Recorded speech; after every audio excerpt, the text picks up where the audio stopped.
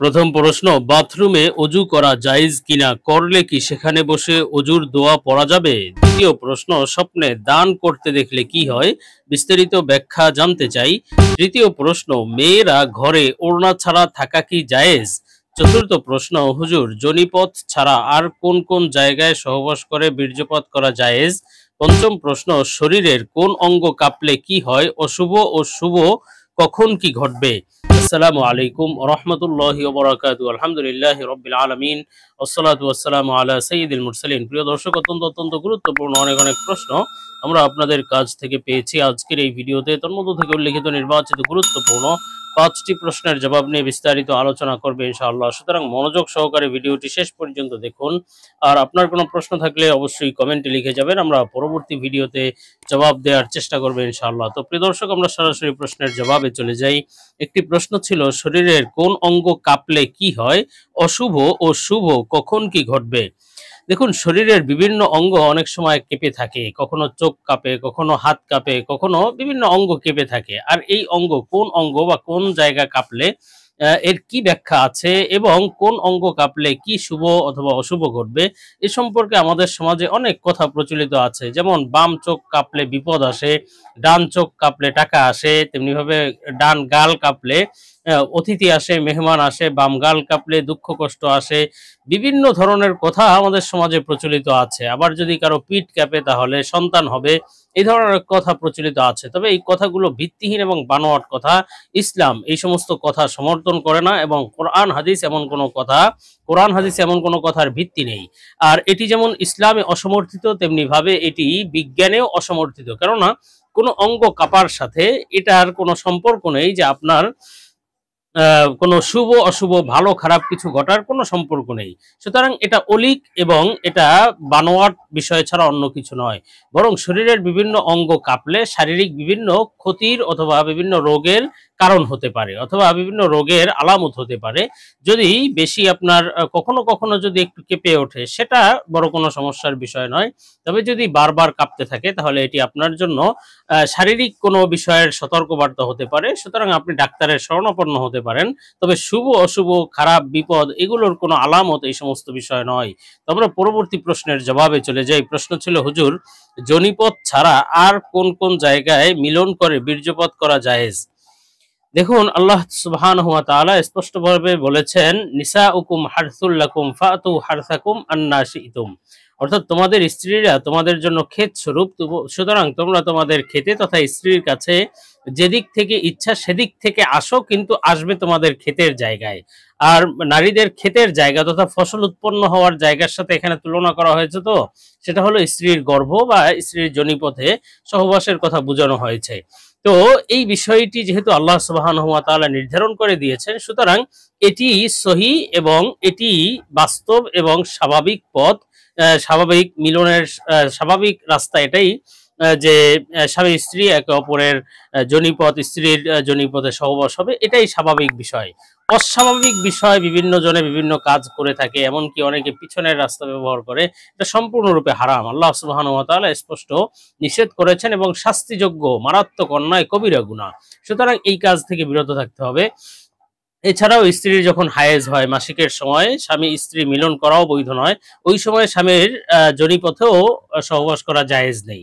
তবে এই দুই পথ ছাড়া, যেহেতু সাধারণ অবস্থায় যদি মাসিকের সময় না হয়, সাধারণ অবস্থায় স্ত্রীর যোনিপথে তো ব্যবহার করবে বা তারা মিলন করবে, কিন্তু পিছনের রাস্তা থেকে বিরত থাকবে। এছাড়া অন্য কোনো জায়গায়, হ্যাঁ, যেমন হাত দিয়ে অথবা অন্যান্য বিভিন্ন পদ্ধতিতে, স্তনের মাধ্যমে, তো বিভিন্ন পদ্ধতিতে যে সহবাসের যে সমস্ত পদ্ধতি বা মিলনের বা বীর্যপাত ঘটানোর যে পদ্ধতি আছে, এগুলো স্বাভাবিক নয়, এগুলো অস্বাভাবিক। সুতরাং অস্বাভাবিক কাজগুলো থেকে বিরত থাকাই ভালো এবং এই কাজগুলো যদি প্রয়োজন না হয় তাহলে এগুলো না করাই ভালো। কেননা যেহেতু স্বাভাবিক বিষয় আল্লাহ তাআলা দিয়েছেন, সেটাই ট্রাই করা বা সেটাই সেভাবেই জীবনযাপন করা। হ্যাঁ, বিশেষ যদি কোনো সমস্যা হয় যে স্বামীর থাকতে কষ্ট হচ্ছে এবং স্ত্রীর হয়তো মাসিক চলছে অথবা হায়েজ নেফাজের যে সময়টা থাকে, বিশেষ অসুবিধা অথবা অসুস্থতার সময়, এই সময়ে চাইলে অন্য কোনো ভাবে স্বামীর চাহিদা পূর্ণ করে দেওয়া স্ত্রীর জন্য জায়েজ হবে। তবে স্বাভাবিক অবস্থায় এমন কাজ থেকে বিরত থাকাই ভালো। আমরা পরবর্তী প্রশ্নের জবাবে চলে যাই। প্রশ্ন ছিল, শেখ, মেয়েরা ঘরে ওড়না ছাড়া থাকা কি জায়েজ? দেখুন প্রিয় দর্শক, মেয়েরা ঘরে ওড়না ছাড়া থাকা জায়েজ কি জায়েজ না, এটা তাদের জন্য বৈধ হবে কিনা, এটা নির্ভর করে মেয়েরা যেই ঘরে থাকছে সেই ঘরে অন্য কোনো ব্যক্তি আছে কিনা বা অন্য কোনো মানুষ আছে কিনা। যেমন ওই ঘরে যদি পরপুরুষ কেউ থাকে, অন্য পুরুষ যার সাথে তাদের আত্মীয়তার বা তার কোনো সম্পর্ক নেই, দেখা সাক্ষাৎ করা বৈধ নয়, তো এমন জায়গায় অথবা এবং সেই পরপুরুষের নজর ওই ব্যক্তি ওই নারীর দিকে যিনি ওড়না ছাড়া থাকছেন তার দিকে পড়লে সেটা তো অবশ্যই বেপর্দা এবং হারাম, বেপর্দার গুনাহ হবে, কবিরা গুনাহ হবে। তো সুতরাং এই পরপুরুষ যেই বাসায় থাকে, যেই ঘরে থাকে, যেখানে পরপুরুষের সাথে দেখা সাক্ষাতের সম্ভাবনা আছে, এই সমস্ত জায়গায় তো পরিপূর্ণ পর্দার সাথে থাকতে হবে। সুতরাং ওড়না হোক আর অথবা যেভাবে হোক আপনার পরিপূর্ণ শরীর ঢেকে থাকা আবশ্যক। তেমনি ভাবে যদি সেই ঘরে কোনো পরপুরুষ না, হয়তো আত্মীয় স্বজনই আছে কিন্তু তাদের সাথে দেখা সাক্ষাৎ বৈধ নয়, যেমন চাচাতো ভাই, খালাতো ভাই, মামাতো ভাই, ফুফা, তারপরে এই যে যাদের সাথে যারা আত্মীয় কিন্তু দেখা সাক্ষাৎ বৈধ নয়, বেয়াই, তালই, এদের সাথে এরা যদি এক ঘরে থাকে, এদের সাথেও সামনে পর্দা ছাড়া বেপর্দা ভাবে থাকা বৈধ নয়, কারণ এটাও সম্পূর্ণরূপে হারাম। আর যদি ঘরে পরপুরুষ নেই, হ্যাঁ, এবং কোনো যাদের সাথে দেখা দেওয়া বৈধ নয় তারাও নেই, তবে পুরুষ মানুষ আছে, বাবা আছে, ভাই আছে, মামা, চাচা, এদের সামনেও পর্দা ছাড়া তথা ওড়না ছাড়া থাকাটা উচিত নয়, কারণ একেবারে অশালীন ভাবে থাকা, টাইট ফিটিং গেঞ্জি অথবা সাধারণ জামা পরে ওড়না ছাড়া থাকাটা এটি শালীনতা নয় এবং এটি ভদ্রতা নয়। সুতরাং যদি পুরুষ থাকে, যে কোনো নিজের আত্মীয় স্বজন, ভাই, বাবা, এরা থাকলেও শালীনতার সাথে থাকবে, ওড়না টোড়না পরিধান করেই থাকবে। আর যদি এমন কেউ না থাকে, অর্থাৎ পুরুষ মানুষই নেই, শুধুমাত্র মেয়েরা আছে, অথবা কোনো মেয়ে একাই বাসায় থাকে, ওই রুমে একাই আছে, তাহলে সে চাইলে কখনো কখনো ওড়না ছাড়া থাকতে পারে, এটা কোনো সমস্যা না বা এটা গুনাহ না। তবে শালীনতার সাথে থাকা চাই, একেবারে টাইট ফিটিং কাপড় পরে না থাকাই উত্তম।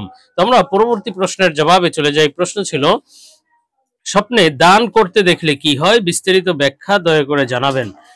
দেখুন, স্বপ্ন আল্লাহ সুবহানাহু ওয়া তাআলার পক্ষ থেকে অত্যন্ত বান্দাদের জন্য রহম এবং করুণার বিষয়। আল্লাহ তাআলা স্বপ্নের মাধ্যমে বান্দাকে রহম ও করুণা করে বিভিন্ন সময় বিভিন্ন বার্তা দিয়ে থাকেন, কখনো সুসংবাদের বার্তা, আবার কখনো সতর্ক বার্তা। আল্লাহ তাআলার দেখানো স্বপ্নগুলো অবশ্যই সহিহ এবং সত্য স্বপ্ন।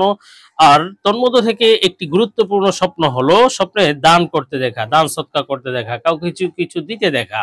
এমন স্বপ্ন দেখলে কি ব্যাখ্যা হবে সম্পর্কে আমরা আলোচনা করব নির্ভরযোগ্য স্বপ্নের ব্যাখ্যার কিতাব আল্লামা ইমাম মুহাম্মদ ইবনে সিরিন রহমাতুল্লাহ আলাইহির তাবিরুর রুইয়া কিতাব থেকে।